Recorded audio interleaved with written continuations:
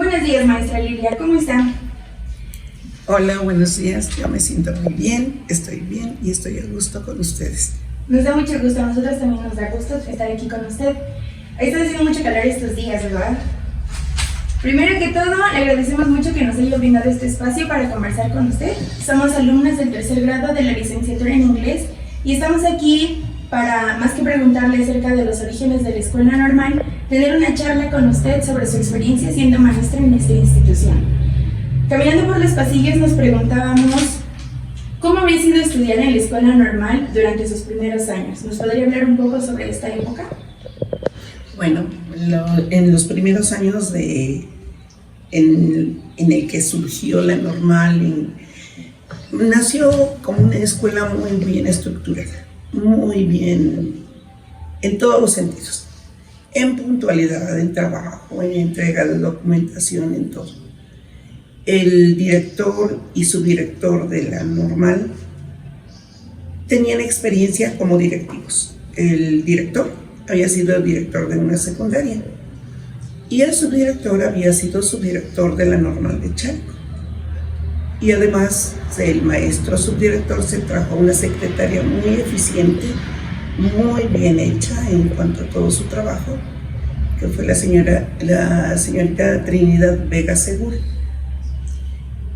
Ella, pues, muy organizadita, muy sistemática, todo tenían así, puntual y muy bien hecho.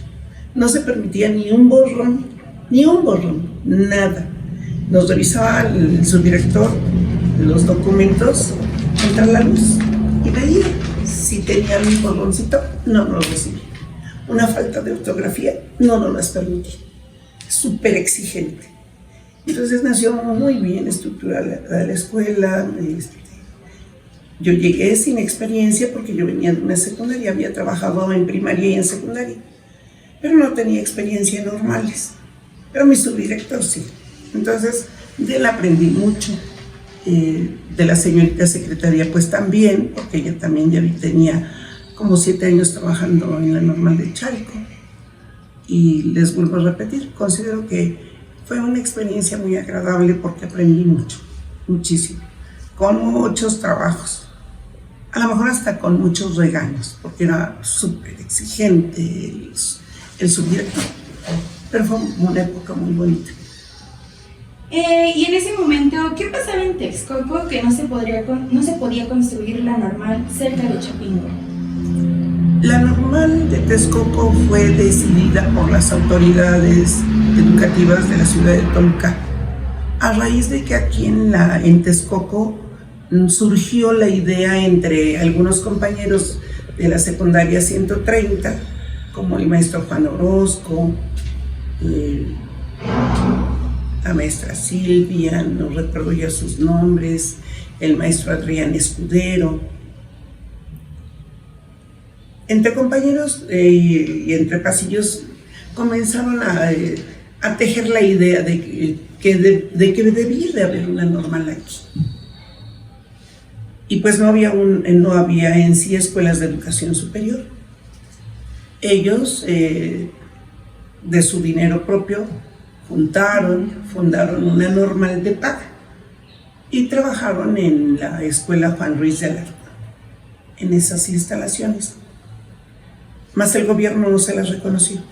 Y a mitad de año, el grupo que habían juntado de alumnos y que pagaba su colegiatura, pues le tuvieron que decir que no se las valía. Y se deshizo ese grupo. Fue por eso que surge la normal de Texcoco. Le hablan al maestro Arnulfo y le piden que se haga cargo de una nueva escuela. Dice que sí, que donde están las instalaciones, pues no hay instalaciones, no hay escuela, no hay terreno, no hay nada. Tenía que empezar a trabajar. Solo le dejaron que del escritorio del jefe de normales eligiera unos folders de gente que quería trabajar en la escuela normal. Eligió uno, el del maestro José Muñoz Vargas, papá del maestro Juan Manuel Muñoz Araujo. Y él es el que ayudó al maestro a relacionarse con autoridades educativas, eclesiásticas y municipales. Fue a ver al presidente municipal, que era Mauricio Valdés, para informarle que se iba a crear una escuela, que le habían encomendado crear una institución nueva. Fue a ver al arzobispo también para informarle que iban a hacer una normal, y fue con la maestra Gumercinda para solicitarle sus instalaciones para que les permitiera ahí comenzar a trabajar con un grupo de normal, que era lo que habían autorizado. Pero a raíz de que sí hubo,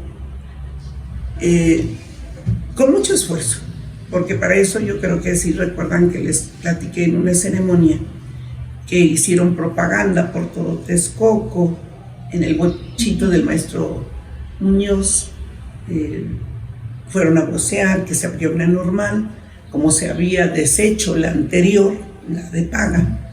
Nadie les creía. Fueron a subirse a los templetes de las tardeadas en aquel entonces, de los bailes, en misa. También convocaron a que se inscribieran, pero pues la gente no les creía. Se logró formar un grupo, pero con tanta insistencia, con tanta propaganda y todo eso, y los chicos que habían estado en la otra normal, en la normal de paga, se reúnen y vienen y a inscribirse. Y entonces nace la normal con 2 primeros, de 40 alumnos, numerosos, muy numerosos. Ya por ahí les puedo dar, acabo de contactar con una alumna de la primera generación, y me dijo que sí iba a ayudar a la maestra Elenita, que le diera su número para platicarle todos estos momentos de cómo que vivieron ellos como estudiantes. Y bueno, dentro de estas circunstancias en ese momento, ¿cuáles considera que fueron las más complicadas? No teníamos terreno, no teníamos nada. Bueno, yo no llegué en el primer instante. El primero que llegó fue el maestro José Muñoz Vargas. Él es el primero que el maestro regresa de Toluca con sus foldercitos, y el primero que va a visitar es al maestro Muñoz. Toca la puerta y le dice que busque al maestro Muñoz. Le dijo, ¿de parte de quién? Muñoz fue el que abrió. ¿Pero de parte de quién? Pues del director de la normal de Texcoco. Lo vengo a invitar a que trabaje con nosotros. Bueno, ya pase usted, ¿no? Ya lo recibió. Él sí, él les puede narrar toda la historia del primer momento, de cómo empezaron a planear entre los dos la difusión de que había una nueva oportunidad para estudiar para maestro. Entonces, a él lo pueden entrevistar, y yo creo que él con mucho gusto les va a platicar de esos momentos, los primeros instantes de planeación de esta institución. Yo llego ya cuando están en la escuela secundaria 130. Les dije hace un momento que vio a la maestra Gumercinda, y entonces les permitió un espacio, pero eran 2 saloncitos donde había mesas descompuestas, bancos descompuestos, llenos de ratas y de polvo, y nos tocó limpiar. Ahí es donde yo llego, a limpiar esos salones junto con los muchachos, a lavarlos, y a instalar pues todo el mobiliario para que pudiéramos trabajar en una forma decente con el primer grupo. Ya veo todo el proceso de cómo nace el segundo, cómo se van a Toluca el maestro Arnulfo con los padres de familia para solicitar que no los autoricen. Y bueno, por suerte no los autoricen. Esta normal nace desde un inicio con 2 grupos de primer grado, cosa que en ese momento las demás normales solo tenían 1, pero tuvimos la suerte, pues yo creo que no era la única, pero sí una de las afortunadas de contar con 2 grupos. muy numerosos. Bueno, ¿y qué recuerdos nos podría contar que tiene acerca del profesor Arnulfo? Pues una persona muy humana, muy atento, muy trabajador. Dense cuenta que para levantar una institución todo el mundo tiene que trabajar. Y no tiene que trabajar nada más el directivo o los maestros, sino aquí son padres de familia y alumnos. Y todo se hacía después de las 4 de la tarde, no en horario de clases. Entonces, por ejemplo, ahora sus compañeros de los maestros que están en servicio y cuando van a prácticas, pues dicen, ¿y ahora por qué los alumnos no quieren hacer nada? Ni siquiera su hacer. Si ellos se quedaban a cavar zanjas, a sembrar árboles. Los árboles se sembraron para delimitar el espacio, porque no teníamos alambrado, no teníamos nada. Pero en primera instancia, les digo, estuvimos ahí varios meses en la 130, casi un año. Ya después hicieron muchos trámites para elegir terreno y nos ofrecieron muchos, pero nadie te va a ofrecer un terreno. Tienes que ir a las comunidades, tienes que exponerles el proyecto de crear una normal y sobre todo con los ejidatarios. El maestro Arnulfo venía de Santana de Tlalpan, había trabajado con ejidatarios, entonces tenía esa habilidad para comunicarse con ellos. Y fue a varias comunidades, a San Miguel Tlaixpan, a Lomas del Cristo, a Boyeros, aquí. Nos ofrecían terrenos muy grandes, uno, el más grande, como para hacer toda una unidad pedagógica, a un lado de Chapingo. Pero Chapingo acababa de pasar en 1973, que entró el ejército. Entonces, pues eran momentos muy difíciles.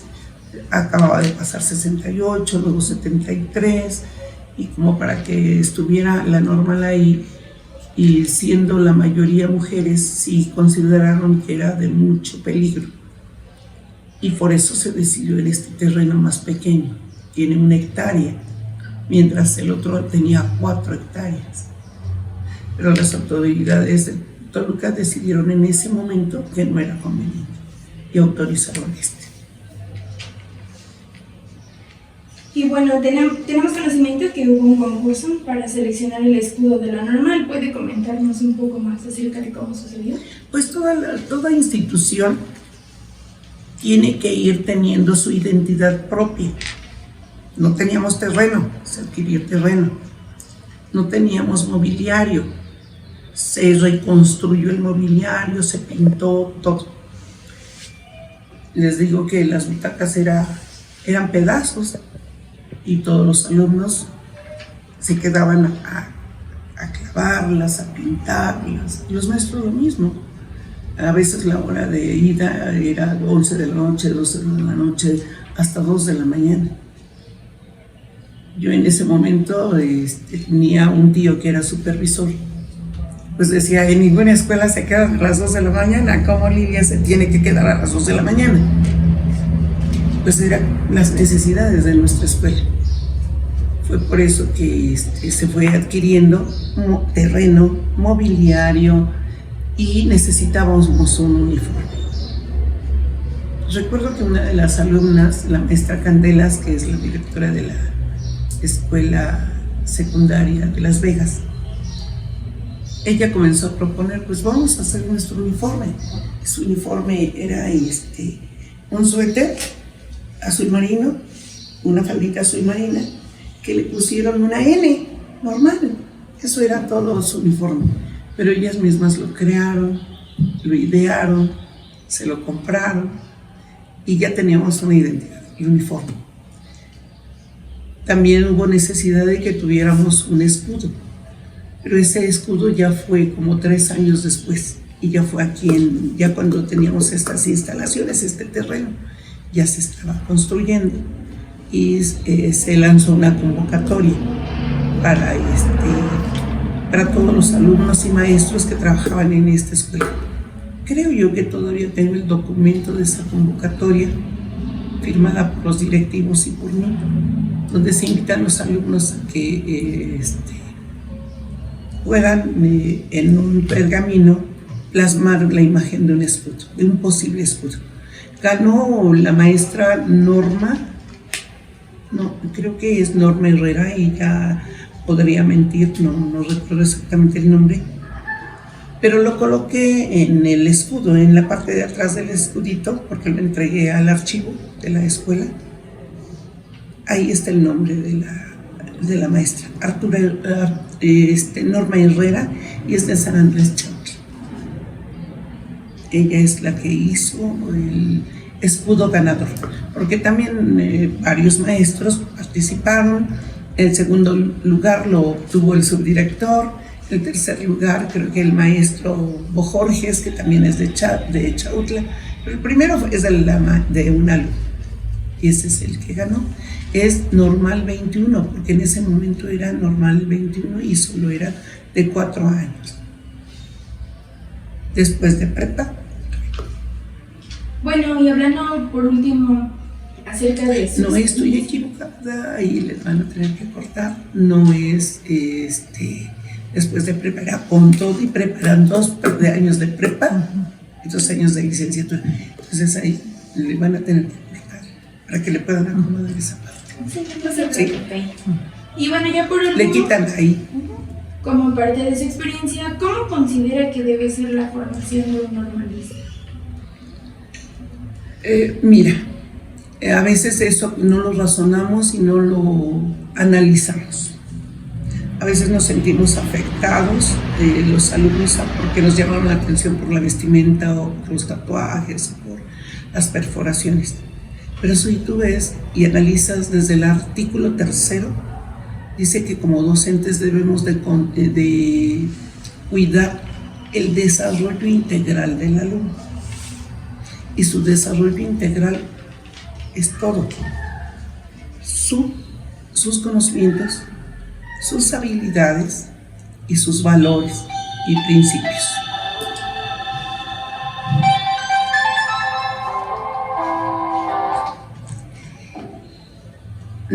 Es un conferencista. No quiero perder la llamada. ¿Me permiten? Porque es una plática para los alumnos de historia. Bueno, desde su experiencia, ¿podría contarnos cómo considera que debe ser la formación normalista? Bueno, la formación normalista debe de atender desde lo legal. Y desde lo legal tenemos el artículo 3 que marca perfectamente bien cuál es el papel que debemos de tener como docentes, y luego está en la Ley General de Educación. Y si ven en la Ley General de Educación y en el artículo 3 marca que como docentes somos los encargados de la formación integral de los alumnos. Y bueno, como formación integral de los alumnos, nosotros debemos de cuidar en ustedes desde conocimientos, habilidades, valores y actitudes. Entonces, nuestro actuar como docente no va para 1 año o 2. Dense cuenta que va para 100 años y no va para un alumno. Yo tengo un alumno, pero ese alumno va a tener una familia. Y en lo que adquiere en la escuela va a repercutir para toda su vida. Entonces consideramos que debe de ser de excelencia. Que ahorita hay muchas cosas que en cuanto a derechos humanos, en cuanto a las leyes, en cuanto a muchas cosas, pues no podemos hacer los maestros, pero sí concientizarlos. Sí concientizarlos de que su labor no repercute en 35 años. Dense cuenta cuántos años yo tengo laborando en esta institución. Y para mí ha sido algo muy bonito. Yo siempre lo he descrito como un abrir y cerrar de ojos. He visto pasar muchas generaciones y me da mucho gusto encontrar a la mayoría de mis alumnos como directivos, como jefes de enseñanza, como maestros de prácticas escolares, supervisores, bueno, y ahora una gobernadora que también egresó de esta institución. Entonces, no se ha atendido nada más a un maestro de grupo, yo creo que se atiende a maestros que están dispuestos a volar tan alto como quieran. Yo creo que sus padres de familia les dan alas para volar tan alto como quieren. La escuela solo les ayuda y debe de ser de excelencia y debe de ser acorde a nuestras leyes que emanan nuestro país. Ya como último, ¿podría contarnos acerca de cómo recuerda usted que era un día cotidiano aquí en Honor Palo Texcoco? De trabajo, para todos, de mucho trabajo y de mucha responsabilidad. Porque dense cuenta que hasta para sembrar un árbol, muchos de los muchachos reprobaron historia, porque eran alumnos del maestro Arnulfo, el director, que les daba historia. Y como urgía que se delimitara todo el terreno, los árboles que sembraron les ponían el nombre del novio, de la mamá, de algo importante para ellos, pero los tenían que regar diario. Entonces, fuera de sus horas de clase le corrían a echar el agüita, pero pues hubo muchos arbolitos que se secaron y muchos alumnitos que reprobaron. Entonces, no era por conocimientos, sino era por su cuidado, su responsabilidad, el tipo de tierra, porque a veces la tierra tampoco se prestaba porque tenía mucha piedra, mucho cascajo. Entonces, sí, de mucho trabajo para todos. Los padres de familia también colaboraron muchísimo. Se hicieron kilómetros de plata para juntar dinero para ¿cómo se llama? Para la impresora, porque ahora tenemos la tecnología de punta. Tenemos fotocopiadoras y todo, pero antes todo era manual, a imprimir. No había hoja blanca, utilizábamos hoja de papel revolución que se pegaba mucho para imprimir. Entonces, estarle dando aire para que no se pegara. Les digo que era, imagínense, en aquella época no había todos esos aparatos, sino, por ejemplo, trabajar con tecnología en las aulas tenía que ser, ¿cómo se llama? Con un carrusel donde las fotografías las llevaban a imprimir y las ponían en unos cartoncitos para que giraran y iban pasando las presentaciones, pero eran dibujitos a mano, ¿sí? Dibujitos con un lapicero de punta fina que ya no tenía tinta, los mimeógrafos manuales. Es que sí, había mucho en qué entretenerse, por eso les decía, era un día de mucho trabajo, porque eran sus clases, eran sus tareas, pero aparte era para imprimir cosas, para acabar agujeros, para traer el agua. Trajimos el agua desde el pozo que está por el oasis. ¿Han visto el barquito donde venden camarones? Muy atrásito está el pozo. Y fue eso gracias al abuelito de una maestra, Sonia, no recuerdo en este momento su apellido, pero gracias a ella nos dieron el agua, porque todo el entorno no nos daba agua. Entonces ni siquiera agua teníamos. Nunca hemos tenido agua buena, ni siquiera para tomar, ustedes se dan cuenta, carecemos de agua. Entonces imaginan cómo era nuestro día de trabajo. Atender todas las necesidades de alumnos, de maestros, de todo el mundo. Bueno, maestra, le agradecemos mucho su tiempo, sus respuestas, que comenta con nosotros su experiencia, y eso sería todo. Bueno, ahí le componen todo lo que